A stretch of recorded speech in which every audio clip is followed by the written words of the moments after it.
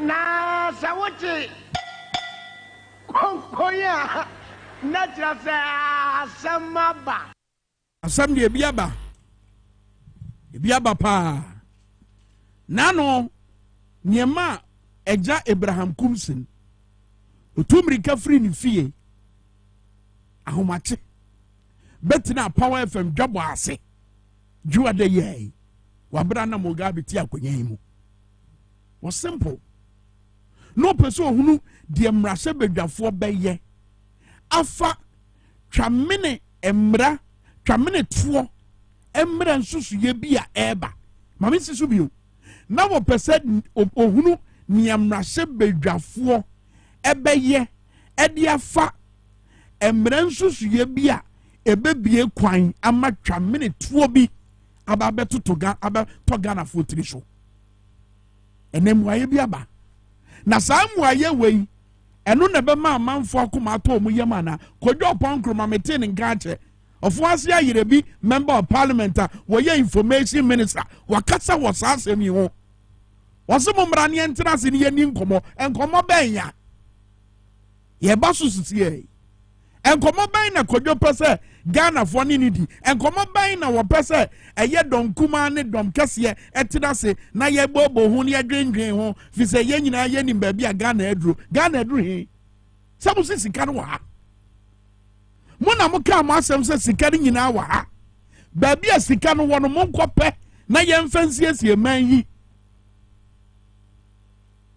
eba mama hodo a Ghana edu o mo kapa China ene kai enso ne o ma ban ye sekete e wo fom so mo nante so o ma ban na ne mampani abedi akira ba man mu ha ye sese sekete e di ama ne so nante so ni e bona cho se won go sre wo ma ye de wo mo ka so mo mfa ye kanche ye e man be ya na sa man na ba na wo mampani a wo kasa wo nantie wo ne ye wo ade bia wo beye bia da di kire o my Ghana gina ye wo bibi ho no be kasa ne fa Ghana egina ye wo ade bia Ghana fo nyina hunu se eye achiwade be kasa ne dan na di e ma mansan hunu a mampanyi se de ye ba so sisi patwe be wa fidie no ye sa asem free ha o se na akwa ukuada no ukuada bia no dem difo eka samafo no oba ya sheda ne ye saade o fi se ye person man no esa akosi sa gina ye na wo kane no a obia tibi be ka Ghana nkomo no ho emfa ho ne ba bia wo firi emfa ho ne wo honam ahosuo se ye tuntum se ye kokko emfa ho ene osoma wo som so ye Christian se ye Muslim ni emfa ho. That is the Ghana we desire. That is the Ghana we want. I was ye ti obiane. Adem di fo so ka omo ye Ghana for. Omo ye timemu for. It is ye di oman yimu nkoma ye di wukuada si wo. Se wa bra ye di oman yimu nkoma no so adem di fo said omo si hunu, said omo si te, said omo si efili no ma ekoso wo ye memu no. Omo so ye ti omo nka e wo wukuada dwumadie no so. Intention be abete wo monka but answer na no mini anom nsandwefo yi eno akoga no ma madwuma bi na adwuma no ya chance ya nie se yemfre mampanyi na na adodanko akufuado na yembisa ne se daban no bema yen nsandwefo akonya na da ne da nyina na asa abre ni abre nyina no ye beti batoto na no abusabisa no ensema esafata hia Ghana for because US president ya obaye the vice president ya obaye what is on the presidential correspondent and obaye also na president echi United States of America wo mo sentwe for no mudi wo machi yes ebra wo besra wo na na adodanko akufuado Ghana mampanyi ani diemu ebra wo besra wo ewo eye Jubilee House US and sentwe for wo mo ba Asia mu na sibi womunya akwanya bisa question omu said ye no mu si bisa question and he said ye na question no edididi so aha so wo ma ho kwan e ma Ghana nsentwefo etimi ne wotena saa ebia Sa questions ne said ye si bano na no yie no ebeko kwawano na wahunu said ye betimi aka asɛm bi a ebeboa ma Ghana gina ye ewo nsɛm bi etima dan ne ho adi yie. Mo hwɛ me, what was the last time mo hwɛ GBC a mo hu sɛ Napoleon Atikito wadi mampani achi akwa amanone a wode ho amane baba? What was the last time? What was the last time you said that yeah, presidential encounter with ABA senior journalists and other editors? What was the last time you hear BBC? I didn't think that you communications director at the presidency car. The human say, and some who do ba na allegations who do ba. Me ya ye di wo ho yenka ho hwe. Yenka he me ya kan ya no atum. Me ya said that the timamufo as a sum emu. Ni ya loku omo yenso kane bia anto ensam no so. Clear example yesa se wa broni nsam ya eda so sinse wiami ebesi ne obi amfam wa ye papa bia maaye. Do you know the kind of image se wa broni ni portray about the president? He is our president and we are worried. Do you know the kind of image that Mami portray about your president? Any day. But if there was an opportunity, say, and Central for maybe say questions, and questions, I would why ye be say baku bisa ye, and I kamudi mo ye baya, sanki akwa at least anya bian kadabia your information. But there be a presidency, not the information, no, as an kukumasa, akwara ya tobo amano, what the ball. Na actually in the kukum, mem from out. Sadian every sa memo no every minim because Greece. O mama wonye sanete say Britain for so de nya sanete America yes say Moses sekete e wo fom so mo nante so o mo so amam won nya sanete etimu de ye free he mo de e free he PDS in some baye anka presidency ye press conferences ahodo ho a anka ye betima nya akwanya busa mampanyi say e de na kwa so wom na allegations ahodo no ye de ato nanim because Mr. President enye nsem nyina no mo de braw. Says who nim the any to you are. And yen something nyina eno mu bia ni kyerɛw. But so what is akwanya no ba na nsantwafo nya akwanya etimi ne ehia na ye bisa won sama e bia no kura na Ghana for hwehwe no mo nsa beka.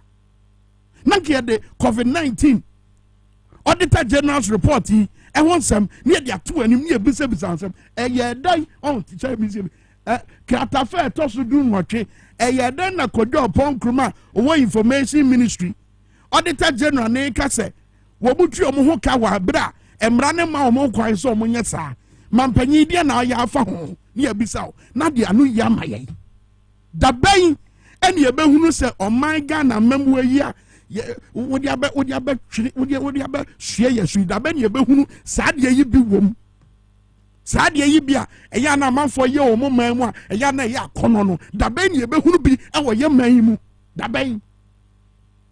Because I no kakabi mammy kabia memo. And no, as soon ye dinner, a man no cry, any perfeyo, a dining word.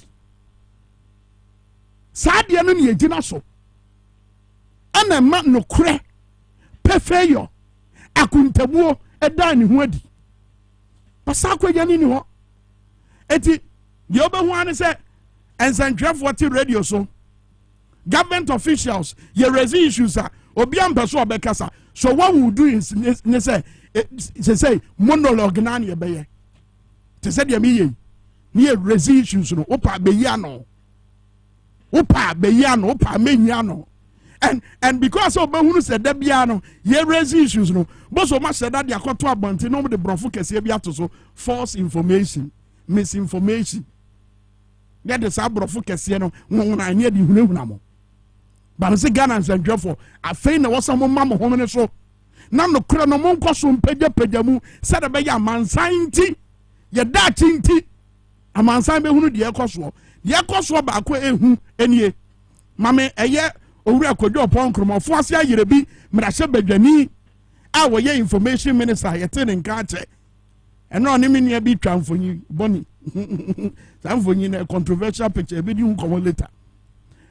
Kojo upon kroma say sa emran susu ye na da mrahye bedwafie a ebebie kwan ama twamene tuo bi abato Ghana force no yes watete concerns ahodo but I want be here say sabre mrahye bedwafo mfa ho ne ofa awowo say wodom kuma say wodom kese say oya civil society say oya zandwani ebra so say ye nyina ye de nsem no bekọ adwendwen mu ne ato ye bo ase na ye ne ye ho no makasa ye dididi ye ho nkomo se de be ya ye bepe asem no ne pomasi bre tie no. I think the first thing we must understand is that for every revenue measure, somebody will be affected. And so it is understandable that somebody will push back saying that this will affect me. That's understandable.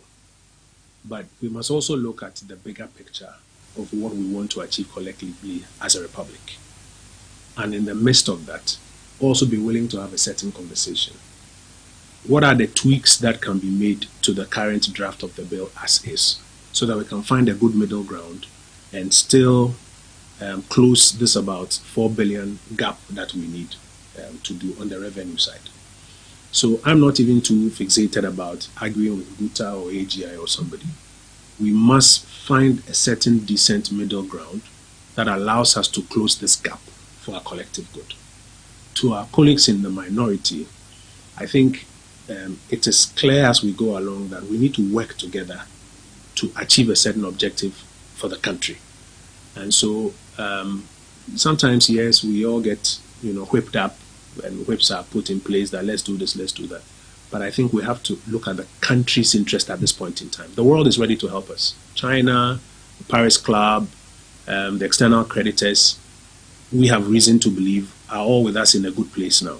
And they are all looking at us to see whether we as a country will get our act together and help ourselves.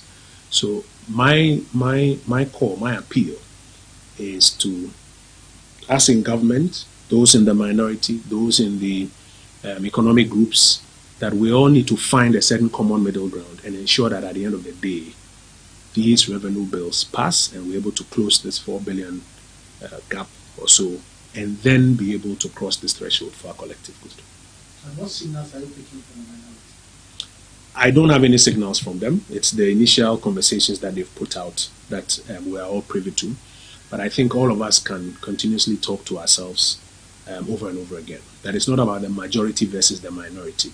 It's about Ghana now and Ghana when we're able to cross this bridge ahead of us. So it's not about us or them or MPP against NDC. It's not a battle between us. It's about being able to complete these prior actions in a manner that is satisfactory to our citizens back home and to our external creditors and to the fund as well, so that we can cross this bridge together.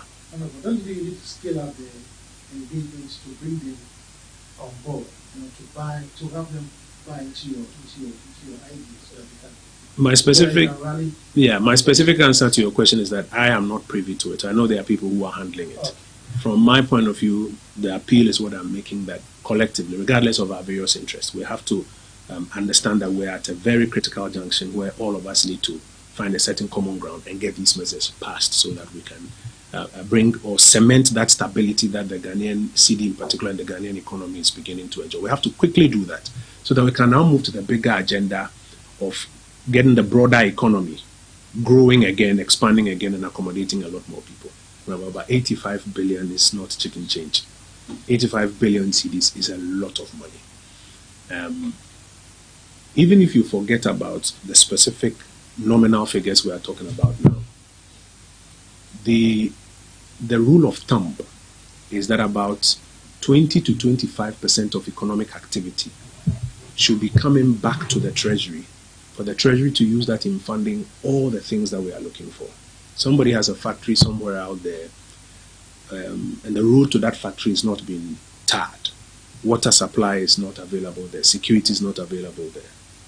The way to ensure that these services are delivered is partly by ensuring that 25% of the productivity from that factory is paid back to the National Treasury so that it can be used in delivering this one. The reality is that, and I've been saying this over and over again, we live in a country where we are just doing about 13, sometimes 14, 15% of that. So you have another 10, sometimes 12, 13% of productivity that is not coming back.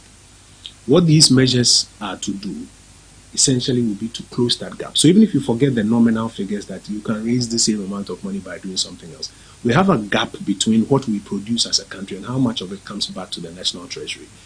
Yeah. Well, Sanyansa ne a dream way, any anamoya ye pesi ye tu sabre. Ebe bwa Ghana juma ye ni anase Ghana ni na wabie na juma na wo manufacture bibi e wo my Ghana. Na hold on o.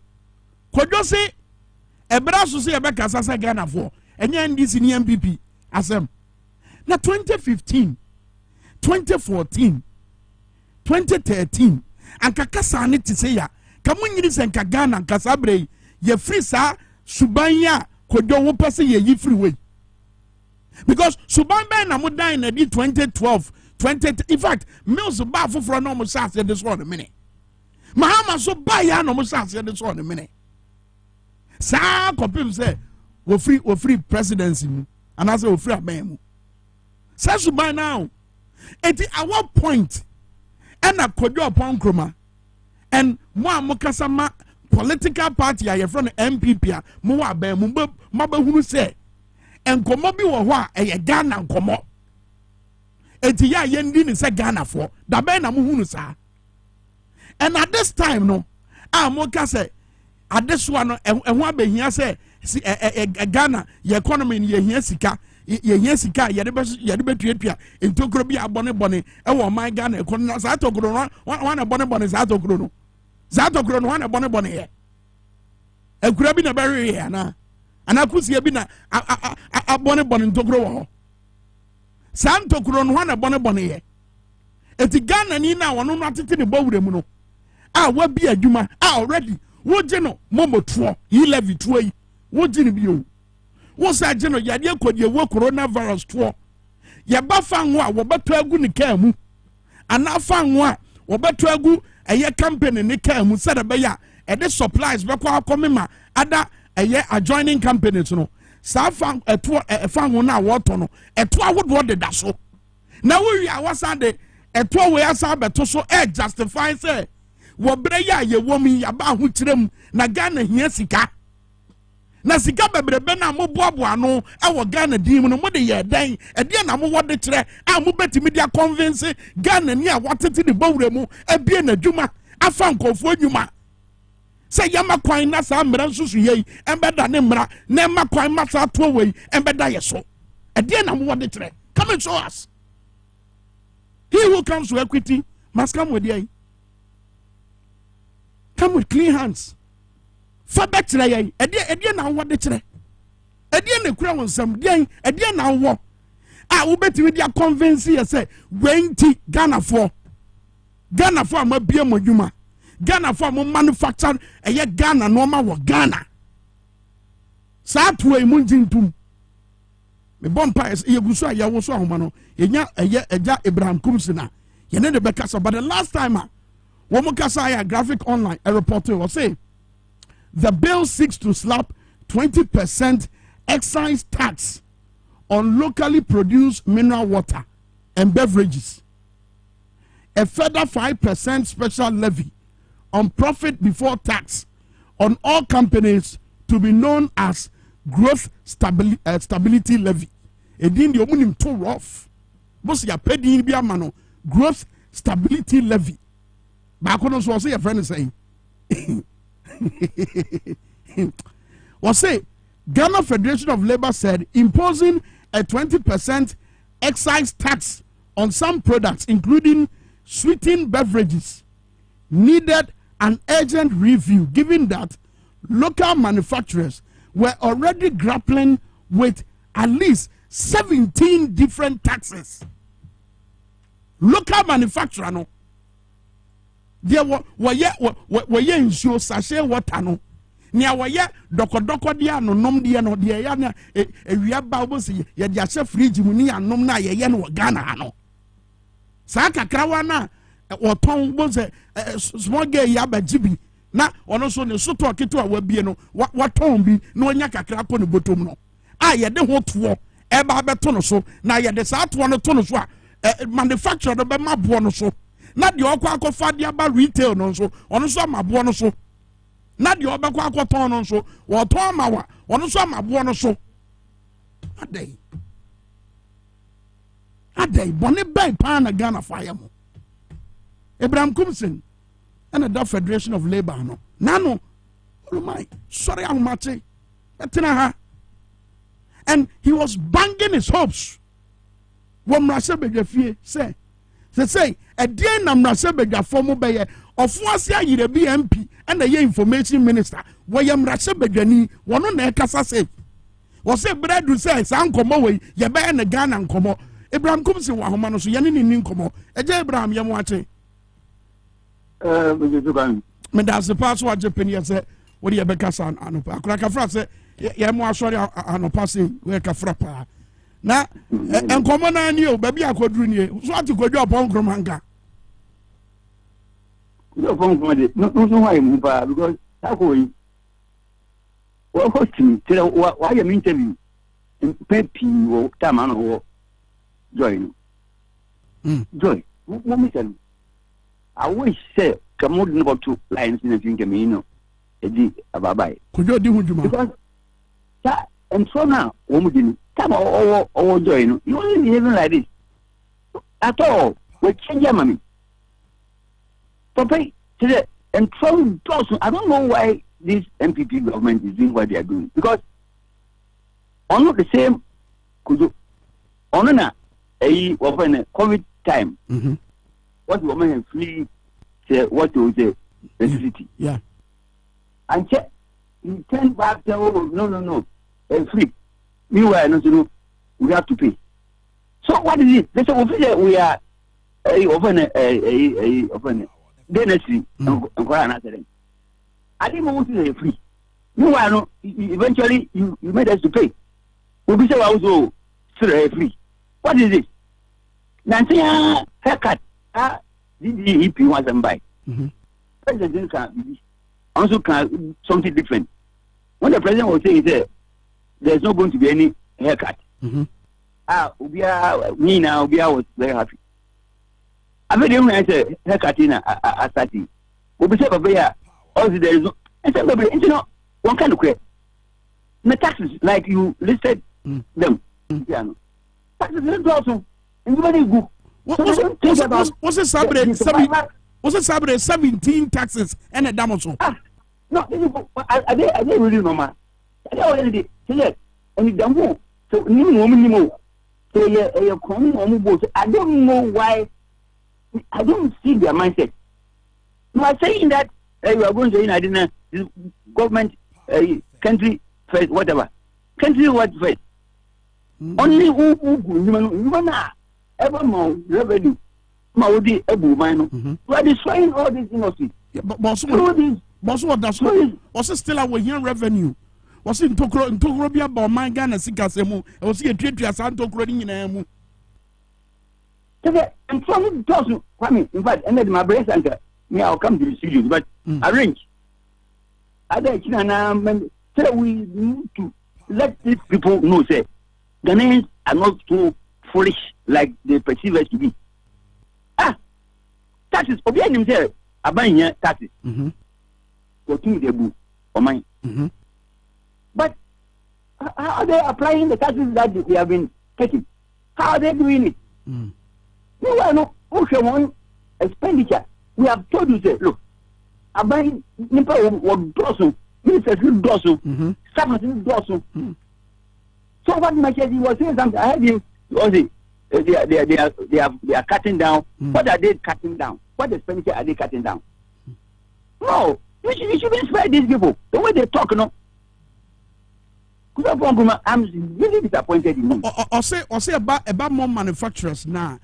Mo produce the bayana and pempi na buying 10 sika no momfaso na amunya no wonya sika di bi mfiri mu ho emfa nto aban futuom em fa mo em mo mfa nya bi fa mo man no ho bra sa na tie look at him taxes are military money. You cannot default payment of these taxes. Yes, customs in a year they are almost every month they go round. You can't default. So won't you taxes? You can't operate. Oh, and you know what they say, you know, So if they want to tax the farmers, won't blacksmith funade, if they want to include them in the tax net, they should do it. But the former, manufacturing industries and even businesses, look, can I Japan, honorable can I Japan, was even complaining. He was complaining. That's why we don't know the ideology that these people are operating. What is it? They don't know what they're about. Tell what would the one afraid of the chronic crown or the problem normally at what is this behavior?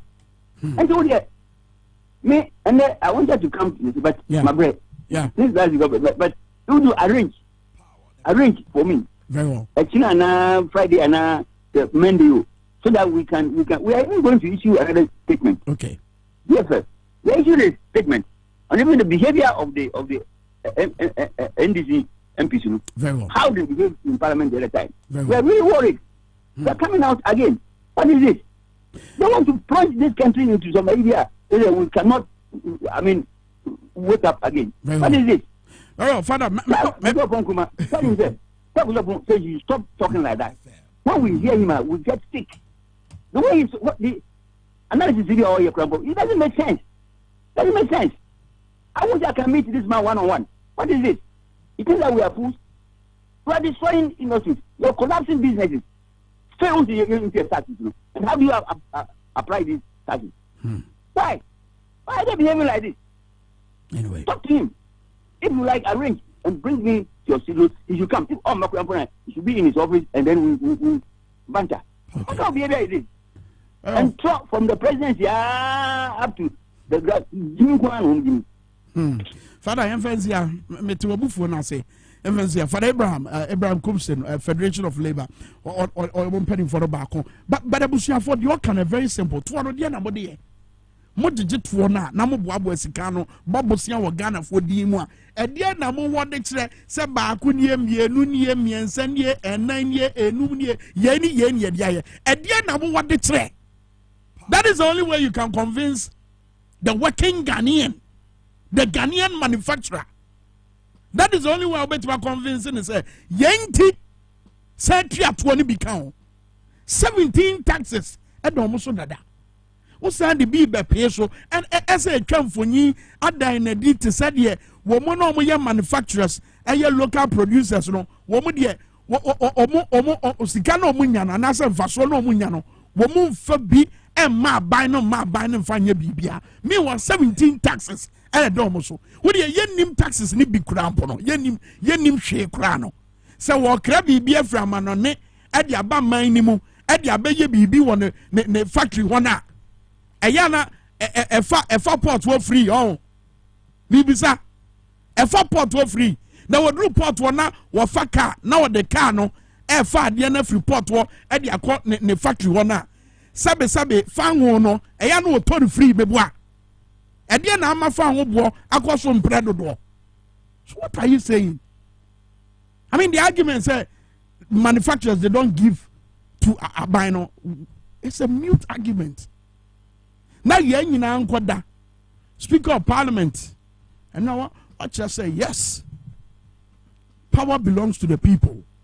Saying your person ye hunu se mrase bedwafie kasa mrase bedwafie kasa no saying your person ye hunu no say any your person ye tim mrase bedwafie kasa no e wo say ye timi drum pempenso bi na sa theories na ye suasua wo government mu ne political science no ye sha se hunu anisuo separation of powers, check and balance ne ho nkro no ba no wo say sha se hunu anisuo wa bra mende eye justice eba nkomo nim no sa gay enkomo ene lesbianism nkomo no mientie eye Speaker of Parliament Right Honorable Alban Bagbin ebra na wo dan na di se mampanyi na na do danko akufuado jai na Ghana mrase bedwafie Ghana mrase bedwafo jai mienye yadwuma memma ha ye semra ni hwia ye de be ma no ahwe amemra na ye adwuma tie no enough in the world. The bill will be passed.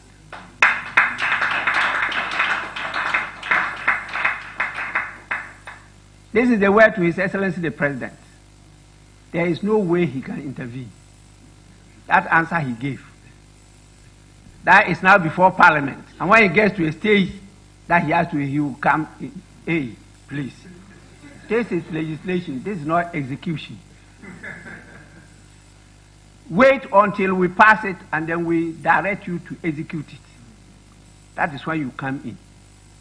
That is why we are representatives of the people. So in terms of law, which is part of policy, we finalize it. And then the executive now have the authority to implement it, to execute it. Let's get this clear. Once this bill is before here, he is not in charge. I am in charge.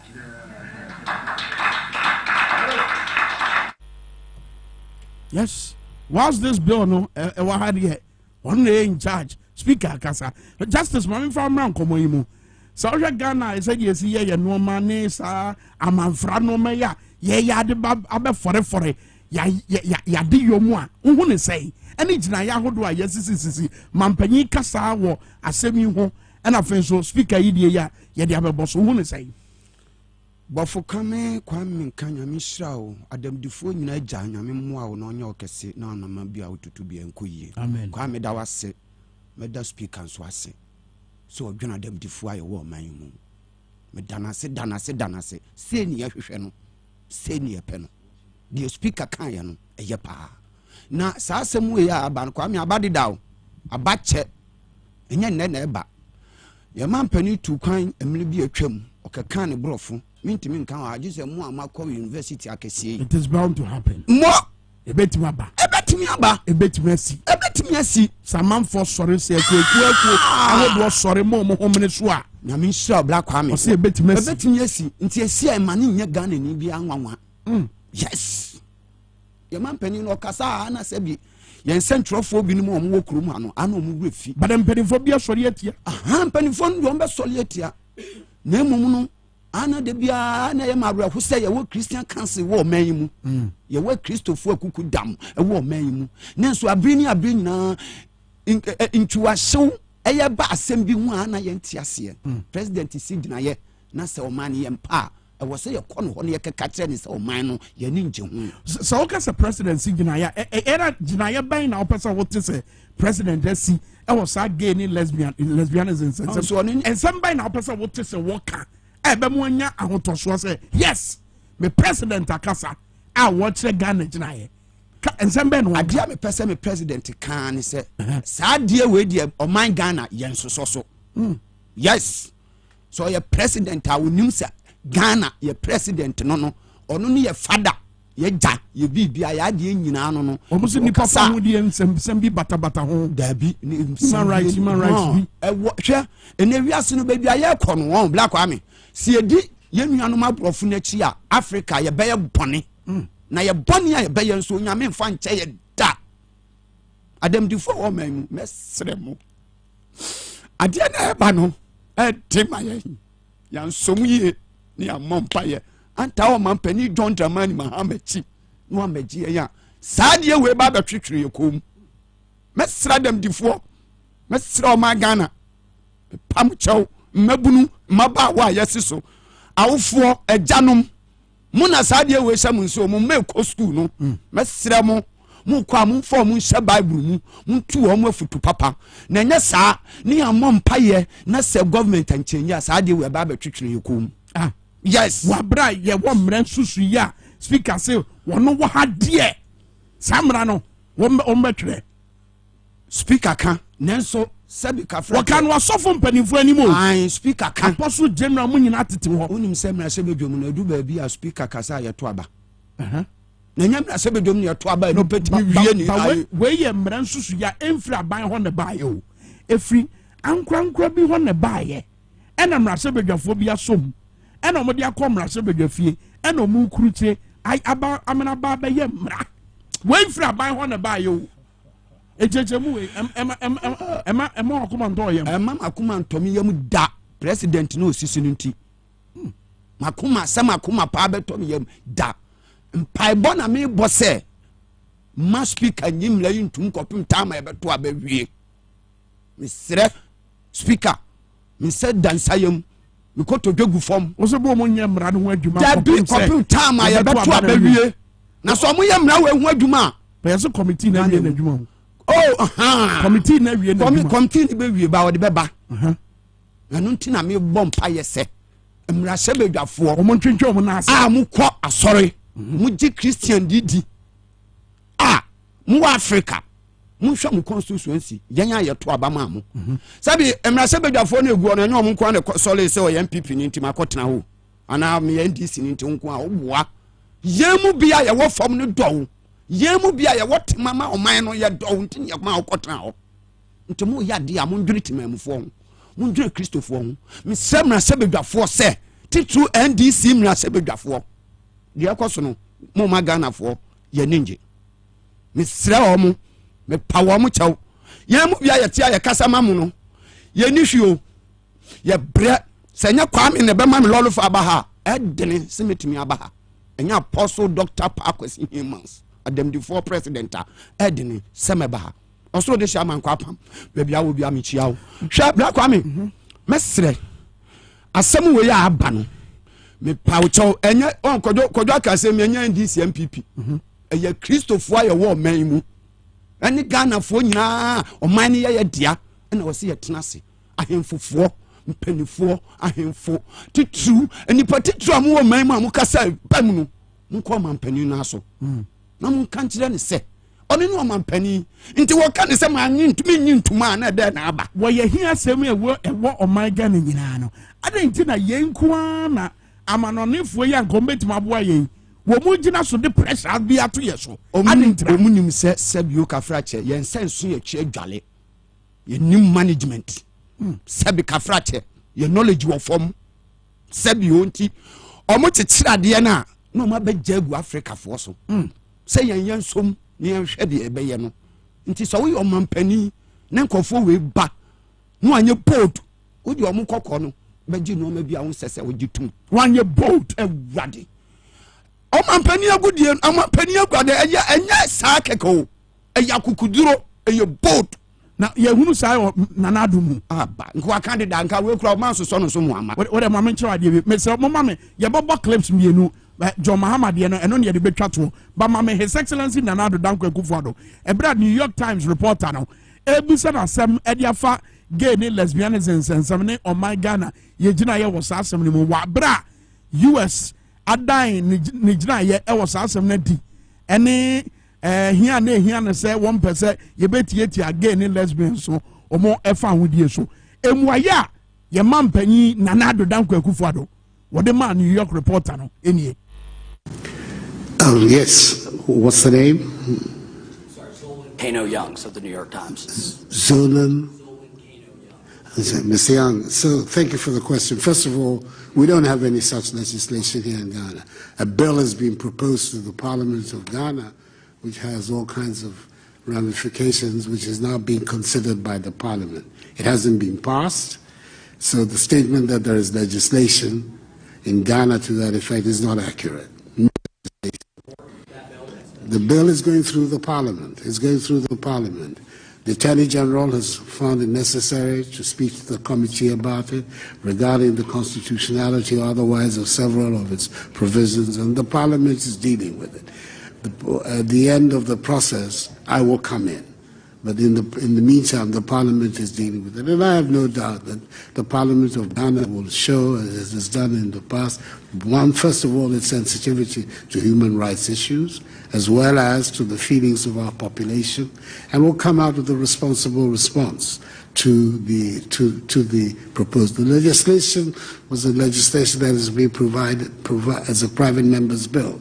This is not an official legislation of the government, but it is one that has been mooted by a handful of private members. So we will see what the final outcome of it. But my understanding from the recent discussion I had with the committee, the substantial elements of the bill have already been modified as a result of the intervention of the Attorney General. We will see what the final outcome will be, and that is the stage at which I will also have the opportunity to prevent. As far as the presence of Wagner is concerned, we're concerned about it. We made clear our concerns. And I will be son of first question on where you know, and again in lesbianism sense. No, it's in why I don't know. And no in Chaku could drobi, one now could drobi, there be Dabra Kwame, or now could drobi. Na mesremra so be for Ghana your doors is in Nipaka crebi ye number 32 million population you 2 million no and na this proposal no akotum rabedwam mesre wo mo your doors is in wom mo ma oman no nyame mfa ne nsan kan to gas nkofu kuma bi a ai sa ye Nipaka crebi sa Nipaka crebi adwen ye ntum mampanyi dika wodika say nkofu crebi sa anti onu kra wo gitum so onye oh man penny gitum so onye wasi nipa kitwe bi na nipa 30 million population akofa 1% abegina wa ye be atum na nye say unye competent enough unye say ye to abade ma say as a president omani so omani nyame man no ma ya ye bone atia ne mpa ho che onwie amemu ye bu ase pa ho che ye wie ne sa akofa sa de we ya be se ekon a mo pa che setimamufo ne nya den bla Kwame yana sabi ka frache ye srade ansan ye di no ye nya den yogurt for ye den sumika for omunya den obi oso pure water gina lolo kwa ho ton mo fele mo be gi sade we ya tuma onyame asa braye yase mesre ndi sim rapso bedwafo mesre ndi sim penifo ekwan bia so a ye be kan ye ho abom ni aye se John Dramani Mahama ye de ne beba no abegi ye free nkoasom yi mu se anya ni sa ni cheja ye hu ni di masa nkofo we ya yewu na mmom no ade a mensem na sebedwafo ne se sa proposal na omudi abeto no ma speaker ntena so kra na bibia wo no to mane ntena so ma bibia wo no to sebika frache meni ohene babo amabanye de oso onyaaya kiemiem ni enja ma Ghana fo ne ntoto aba yes or no sa African dom no yemiem ni enja ma Ghana fo na Ghana fo ntoto aba sa na nka o ma ne chichire nka sa na o se ye no nka ye be ponti minister kran ka sa na o se ye no oh yes let's say you need to deal wo institutions I want to say sabi black Kwame sabi o ka frache mi wusi we wenya kura 53 years wenya hu na efe wenya fefe hu efe amemu ekoso no hu bi da nti so oman we ye bibi a nke misi minister kura na ye be point ya e wo senke ye to aba eno na di transparency eno kredie e be ba amemu ba sadi esitie die wey nu kredie nim wey mama Joma Hama wabra meka baba mama na me ko papa we di me ma Joma Hama extra nie nti a wo peso wo san ba wo se Ghana dana koma so tie we pempenso a ye dru anka meka se nyame ehira me. I've been deputy minister, I've been minister, I've been member of parliament for 12 years, I've been vice president, I've been president of this republic.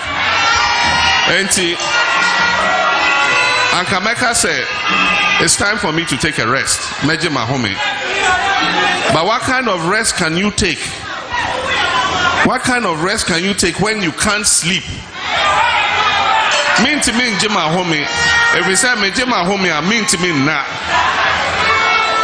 Ye madachi ni enananum dachi nti. Me say meje mahome, I mean to me na. Ezu. If we say send your minor essay edrono. Ehia nipa waye bida. Ehia nipa yehu ne sanu ejumada. We need experience and not experiment.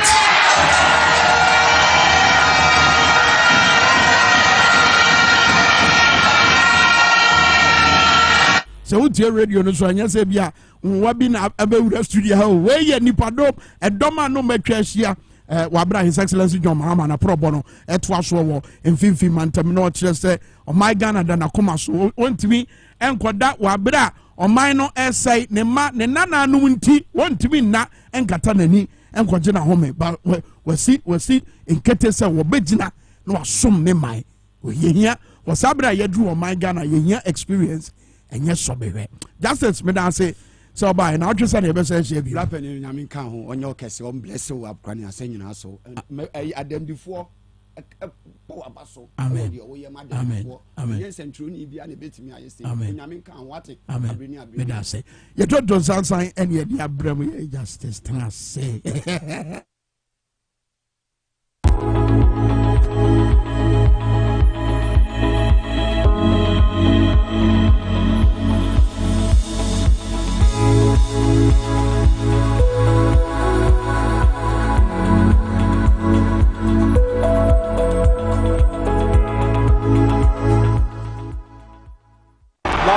camera action.